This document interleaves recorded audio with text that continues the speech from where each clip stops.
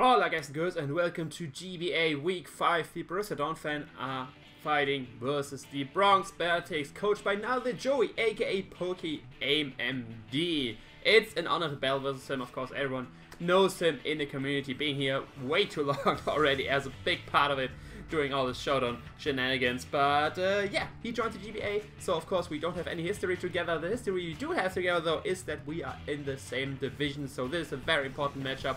We are both fighting for the playoff spot in the division, basically. If you're not aware how the playoffs work in GBA, the first spot out of each division makes it, and then the two next best people out of the conference. So we have two divisions in the conference. We have like the, I think it's the Pony conference, Pony division. I'm not sure. We got the division with MV, Coach Z, Crimson, and Geo, and then the other division of me, Jolt, Joey, and Aaron.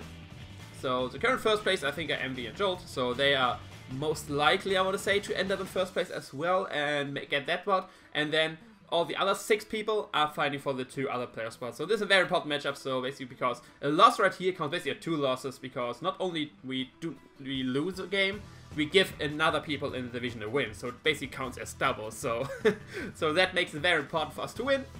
And same goes, of course, for Jory right here. But yeah, that is the whole history of this. Before we go into the whole tree period thing, of course, the usual shoutouts at the beginning. Shout out to Pablo for joining this team for me. His links will be in the description.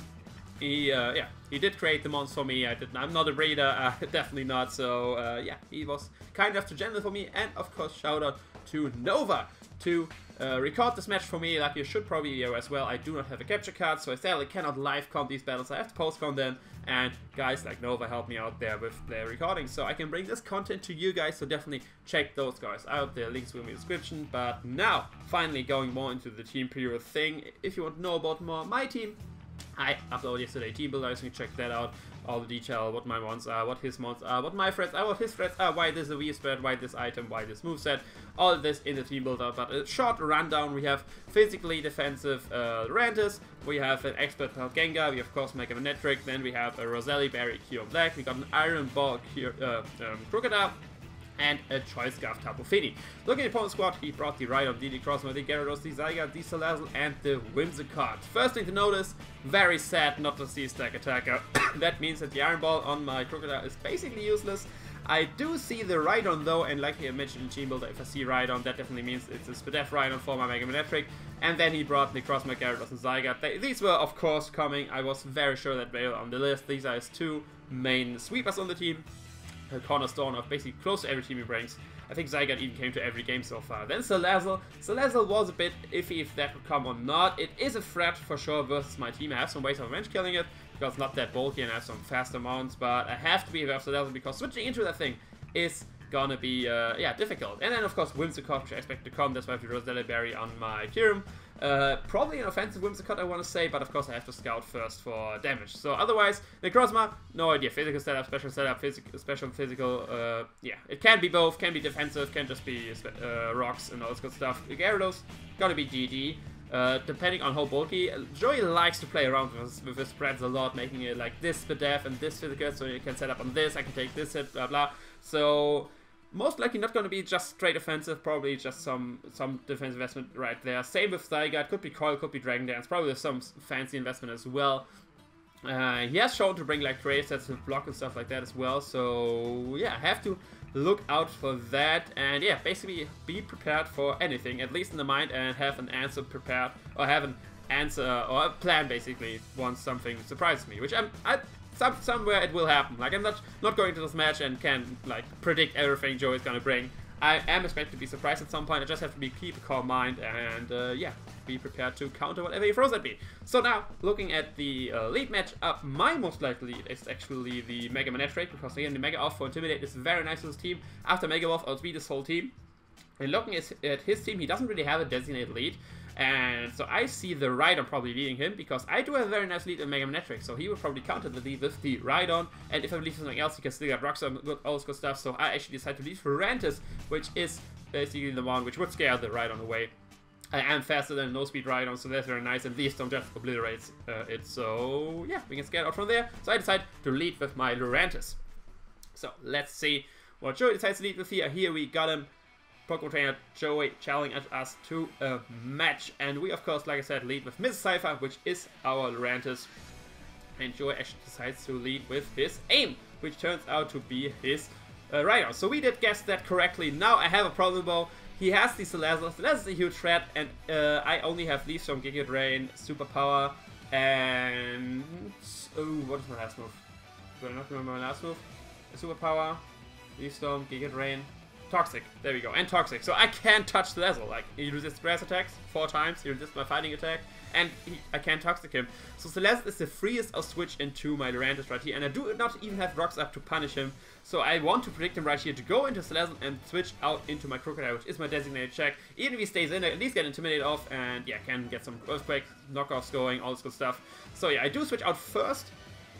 So we will see right here that he switches out as well, which does tell me for one that this is indeed a no-speed ride on my Lurantis will outspeed him, and he does switch into AFOT Celeste, so we catch him on the switch. And this, of course, I scare him out right here, and first off, I want to get up my rocks right here. Pursuit, I could have pursued him right here, but I want to first get my rocks up and pursue him later still in the game. My Crocodile still has full health, it's still a switch into the Celeste because of my Spelef investment, so I can still pursue him later in the game, and having rocks up just helps me, of course, more overall in the game. He does switch into Rhydon though. I do not want to give him Earthquake damage on him because I need my Crocodile at full health if I want to take on the Celeste. That's what the investment is for. So I can't take any attack right here. I do switch into Tapu Fini right here, because I do predict him, in the case that he did go for Mega Horn right here, because it would hit the Crocodile so effectively, it would hit the incoming Lurantis so effectively, so I think Tapu Fini is a better switch. He does just get up rocks right here, let him pause right here, and the game's been pretty fast, I'm sorry for that. But either way, he does just go for rocks, no damage taken. I can just go for Surf, which would of course kill this thing. I was debating going for Moonblast, but since I'm predicting to be like a max speed death Rhydon, or at least a very speed death Rhydon, Moonblast doesn't do close to anything versus this, so I'd rather go for the safe Surf and get some good damage on anything. His most likely switching is going to be the Whimsicott, and that way I can scout if he's indeed an offensive one or not. He does switch into Whitley, which is offensive, which is not offensive, which is Whimsicott. There we go.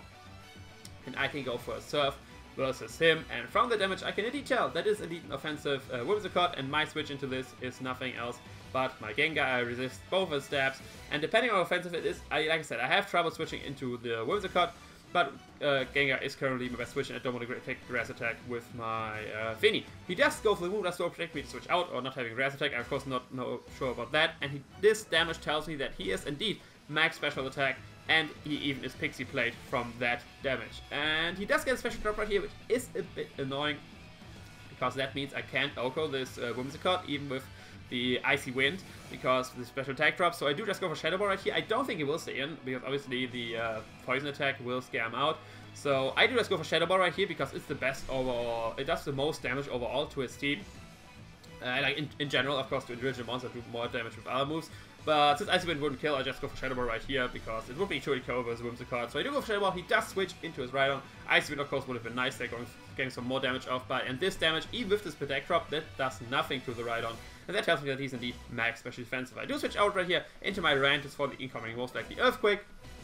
I can take that, and once again scam out Leaf Storm. I am of course faster, but this time he pulls the double switch into his Aberforth, which is the Salazzle. And like I mentioned, Salazzle is a huge problem to my team. I have my designated switch still, which is my Crocodile, which of course is EV to take 2 Fire Blasts from a Salazzle, and this time I can pursue him, and that way bring him very low if he stays in, or even kill him if he switches out to rocks. So that is very nice. I do switch out into Chip right here, get the Intimidated off, which doesn't really matter. Like, Chip's only purpose was to get up rocks and deal with the Salazzle, because the stack attack is not there, so I'm happy with that. He does go for the Overheat right here, not Fire Blast, and not only that, he is Life Orb as well, like you can see right here, and that means my Crocodile won't be able to take any hits from this Aberforth right here.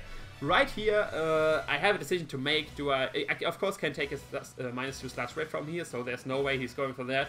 So he's going for the Fire move, but I have to make a decision. Do I want to break that, go to Fini, save Chip right here, or do I just sack it? And in the end, I decide to sack Chip right here, because like I mentioned, his only really job in this game was to get up rocks, deal with Stakataka, and steal with Salazzle. Rocks up. It turns out I can't deal with Salazzle, and Stakataka's not there. So I decide to just sack my Crocodile right here, which he just goes for a second overheat. So the switch into Fini would have been way better right here, because then I could have probably caught him with a Scarf Surf and stuff like that, and I still had Death Fodder and Chip.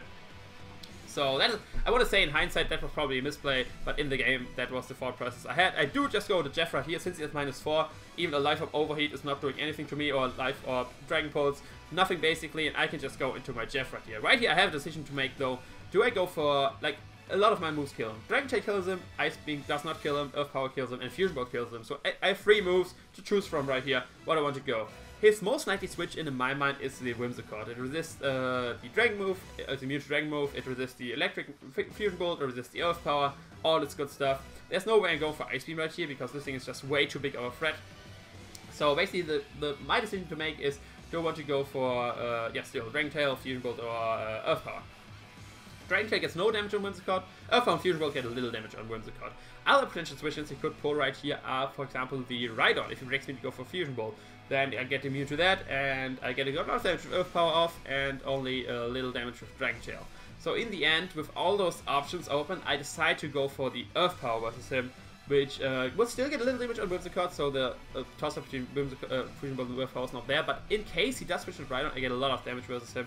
Didn't want to go for Fusion Bolt because he has the immunity on the game. He doesn't need switch, so let's see what I switch on. Is it going to be the Rhydon? No, it's going to be Gator, which is the Gyarados. So Fusion Bolt would have been definitely the better play right here, but that would have been straight outcode this Gyarados.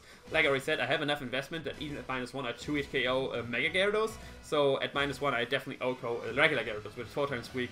But yeah, I can't allow him to set up.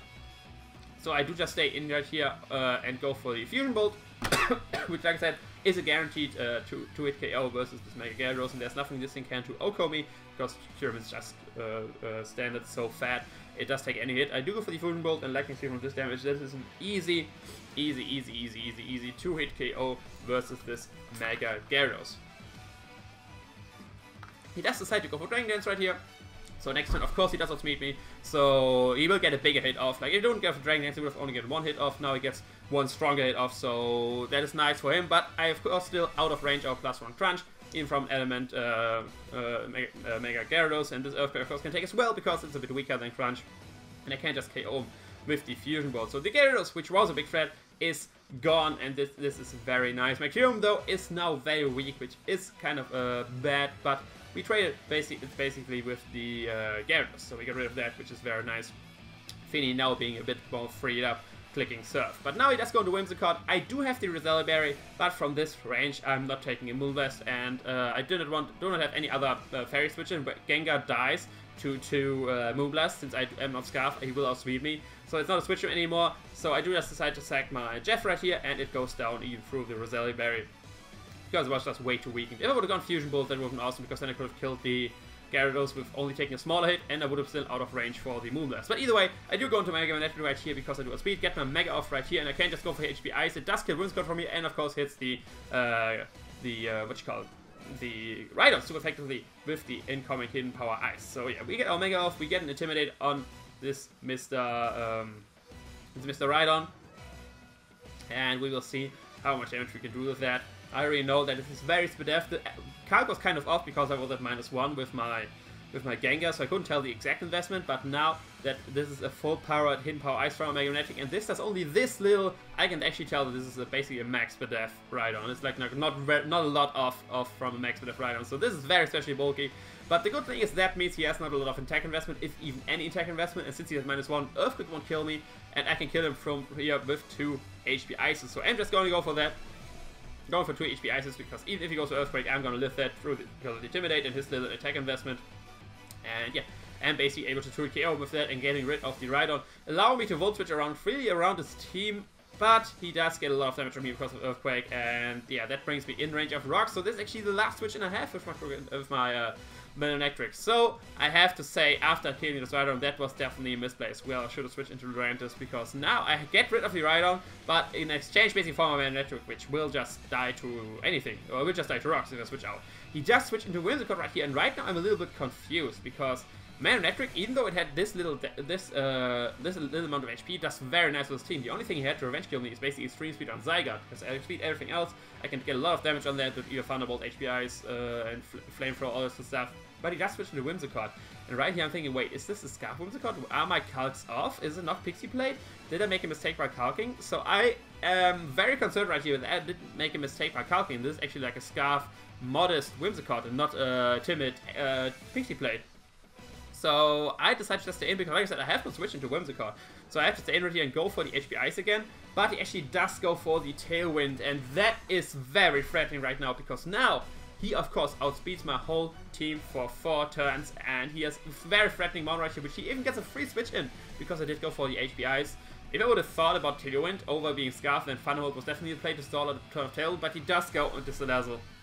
Getting free switch into that, and now I am in the world of trouble. I have 4 months left. There are 4 turns of Tailwind, and he outgoes everything with the right attack. So my first immediate response is, okay, I need to at least get 1 turn in which he doesn't get a kill, and that way I at least end with 1 Mon after this Tailwind ends. So I'm going to switch out hard right here into my Gengar, predicting to go for the Sludge Wave, because there's no reason for him to go for Flamethrower. Everything on my team dies to Sludge Wave. Barring the Gengar, of course, but I don't think he would switch out right here. So I do go for Gengar. He does indeed go for Sludge Wave. I can take that because it's proc resisted. But this is the last time I can switch into an attack. I do live another turn of Rocks, but I do not live another attack from this. So right now, I successfully stalled basically 1 turn of Tailwind without a Mon dying. So right here, I have to decide which Mon do I need to win the game still. And looking at this, after Tailwind ends, my only Mon to revenge kill this is the Tapu Fini. So I just switch out right here just to make a Manectric, sacking it to stall another turn of Tailwind. My only way to revenge kill this Salazzle is the Tapu Fini, but with only Tapu Fini left, I can't win this game because I had to lock myself into Surf or potentially the Moonblast if he's low enough. But if I lock myself into Moonblast, I can't kill Necrozma. I can't kill Necrozma either way. And even Zygarde isn't 1-hit KO'd by Moonblast depending on the set, so it's very unlikely that my Scarf Tapu Fini can win this game versus his 2 months left. Or 3 months left, but I will of course beat the Salazzle, so that's not a problem. So I have to make another decision. Okay, which Mon can I win through this game? And the only one Mon which I think can beat both his Zygarde and the Necrozma is my Lurantis potentially if I get boosts and I can get Toxics and all the Mons. So I'm gonna put my eggs into the Lurantis basket. But the problem is, Lurantis of course can't revenge kill the Salazzle. So my game plan right now is to hope that Salazzle dies from here to 2 life up hits, and that means that I can win with my Lurantis potentially versus our 2 Mons depending on what the sets are. So I just sack my Tapu Fini right here, and now I can go into Gengar after that. Tailwind is still up, and I can sack my Gengar. But like you can see right here, Tailwind actually peters out, so I miscounted the whole time. All the time I had in my hand. Let first play this out and then complain a bit more about myself. But yeah, in this whole time I had the Mind Tailwind goes for 4 turns, which is technically true. But the turn you set it up is already one of those 4 turns. So he only had 3 turns of Tailwind. So I actually had 2 Mons left potentially to win the game, and that definitely made it a huge misplay that I lost my Tapu Fini, because then I should have just sacked my Gengar, and then I had Tapu Fini and Lurantis left versus his other 2 Mons, which definitely would have given me a way better shot at winning. But yeah, right now my only hope is basically to hope he dies to life up and then try to 1v2 the team with my Lurantis, which is thankfully still at full health. So he does go for the Flamethrower. Let's see if he dies to life up or if he stays alive. If he stays alive, of course, this is the game. I will lose 2-0, and he does still survive, and that means I will lose 2-0 because, of course, he will die to the next life up hit. And so it basically kills itself. There's no way Lurantis lives this. It's physically defensive, not specially defensive. And that ends the game for me versus Joey, aka Pokemon, and the PokeAim, not Pokemon. That is John.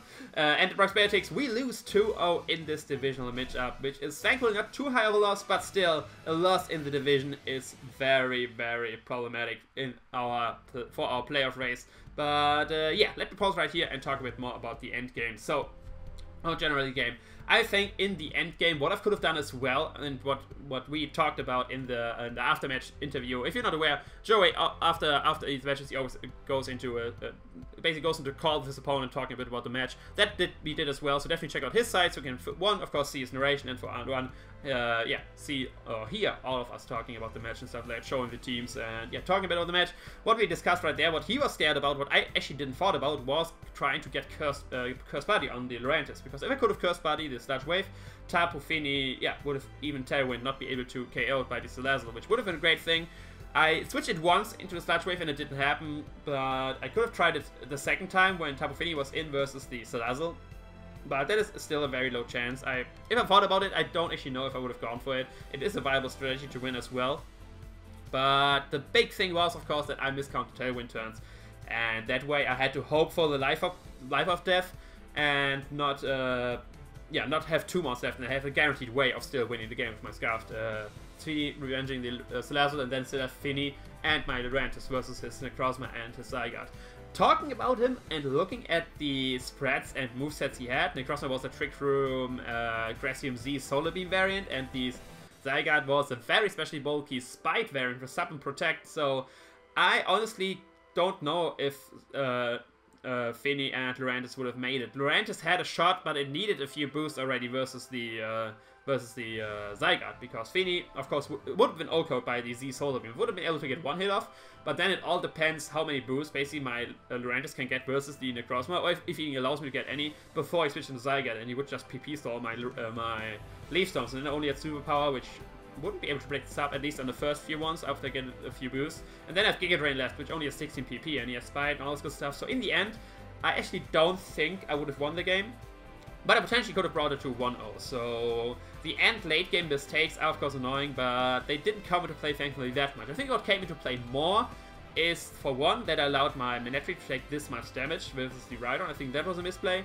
I think it was a misplay to not switch into Fini versus the Crocodile after he did go for Overheat, because there was no way he was going for a Poison move there. And going to Fini, I could have potentially caught him off guard with his choice card Fini, just killed the Scizor right away, and even if not, the having another Death Fodder in Crocodile would have been great, especially in the late game with Tailwind. So I would say that is that was a misplay. The first turn Stealth Rocks versus Scizor instead of Pursuing was in hindsight a misplay, but I still think in the game that was the correct play, just going for Stealth Rock first and not going for Pursuit. Of course, in hindsight, if going for Pursuit, the Scizor would have been around that long, because Pursuit does, if he switches out, that's 60 to 70%, so he would have like 3 to 4 life of hits left. Of course, I wouldn't have Rocks up, but that was not too big of a deal. And another potential misplay was to staying in with Kyurem versus the Gyarados, because I could just switch into Fini right here, took the Crunch, took the Earthquake, whatever predicted, and still has Fini because I'm Scarfed, and Moondust him to KO him. So that would have, of course, given the way that I'm Scarfed, which I a little bit wanted to hide still, but I want to say that was a misplay as well. So overall, I think this could have been a much closer game if I would have made some better plays regarding those I talked about. Like I said, not going for Pursuit first turn versus Scizor, I don't think that was a misplay. In hindsight, it was definitely, like, I would have preferred going for Pursuit, but in the game as well, I probably would have done the same if I would have been, if we would play this game again. But either way, that is the game. Of course, we do lose, sadly, so we are 3-2 in this division. Joey is 3-2 as well, so we are tied in record, but we have still a better differential than him, so we are ahead of him. And depending on how Jolt and Aaron play, if Jolt loses, then Aaron is 2-3, I think, and if Jolt wins, Aaron is 1-4. Or he might be 3-2 as well if he wins. I think he's 3-2 as well if he wins. So we have people which are 3-2. Jolt, of course, being way ahead, being undefeated if he wins. If he loses, oh wait, no, if he loses, then he's 4-1, right? And we are 3-2. So our division is still very close. That's basically what I want to say with this. Our division is still very close, even though we lost. Nothing is decided yet. I mean, of course not, it's week 5, but our division is still the most close out of all the other divisions. Like, all the other divisions have like a high, being someone who won a lot of matches on the top, someone who lost a lot of matches in the bottom, and then in the middle ground, 2 people who are fighting. But in our division, actually, all 4 people are still fighting for the #1 spot. So I'm very excited for that. Of course, it's troublesome to be in such a competitive division in regard to make playoffs, but it's very exciting to be in that and still have a shot basically and have to fight for every game. So I'm happy I ended up in that. But yeah, either way, that's enough for this upload. Definitely check out all the other people I mentioned at the beginning, be it Joey just for his narration and the interview, or be it my 2 guys Nova and Pablo, which gent and recorded the match for me. So that is all for me. I will see you another time. We will have a rematch with Joey, in which I can change a lot on my squad and change a lot of the mistakes I made, so I'm looking forward to that, to wreck him there. But either way, that is all from me. I will see you another time. Ciao.